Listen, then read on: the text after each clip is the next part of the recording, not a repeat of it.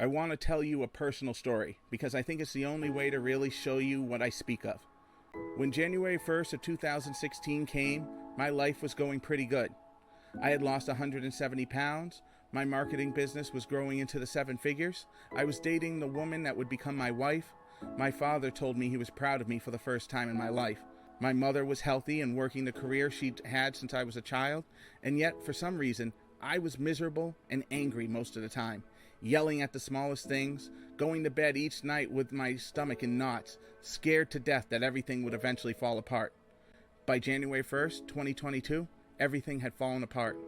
I had lost my business and ended up bankrupt. I had gained back the 170 pounds I lost, plus 50 more for good measure. My father was dead. My mother was forced into retirement, diagnosed with a movement disorder affecting every area of her life, and doctors diagnosed my wife with bipolar schizoaffective disorder. I was even more miserable, angry, and depressed. Waking up felt like an insult that life kept giving me. By February 1st, 2023, medical bills were piling up. My wife went to the hospital 27 times and was hospitalized 4 times. My mother's hips were now going on her and she struggled to stand and walk. I ruptured a disc in my back while working out, developed severe sciatica and was in constant pain, and a lump they found on my wife's breast turned out to be cancer. But for the first time in my life, I was peaceful, content, and even happy with life. Now, how could that be? How could things get worse and I be happier? How could I lose everything that I was terrified of losing and find peace and joy? How? First came an understanding that everything just is.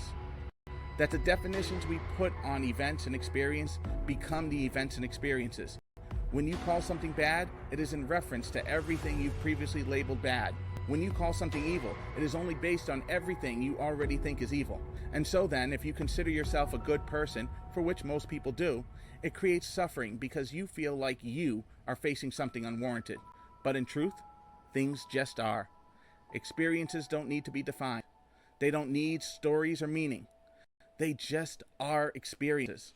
You don't need a grand purpose or a grand design to make it make sense. You don't need to make sense of it at all. You can't stop something from happening once it begins to happen, any more than you can stop a wave from crashing once it begins cresting. And when you stop defining things and giving meaning and story to the events in your life, when you stop saying this is good or this is bad, and instead just focus on what is happening, what you find is that the feelings you attach to things, like good or evil, right or wrong, suddenly disappear, and in their place is calm and peace.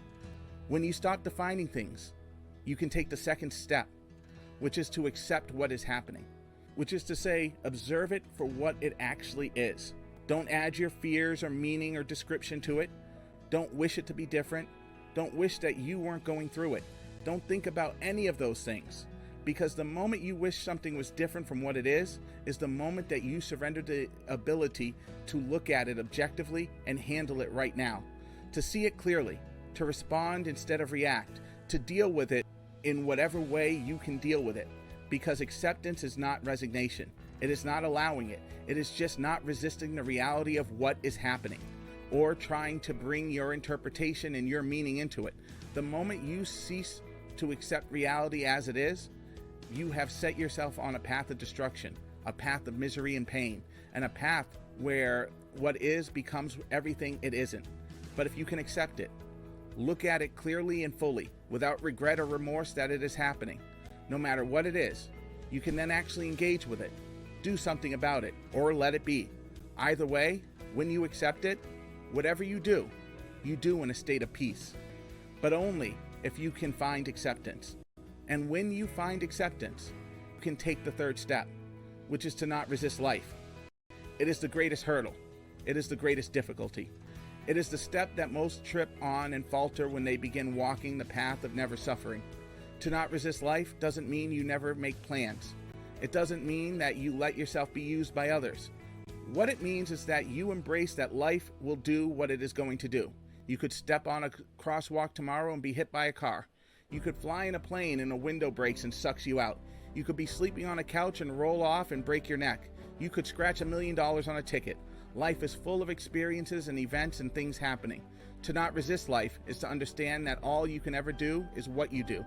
There are no mistakes or failures. Things are what they are and will be what they will be. And when you embrace that, you embrace peace and joy. Because when you stop trying to define the world, accept the things without wishing them to be different, and stop resisting the unfolding panoramic portrait of existence that is your life, then and only then will you be able to understand that there never was suffering, and you can embrace peace. And you deserve that. And you can embrace peace.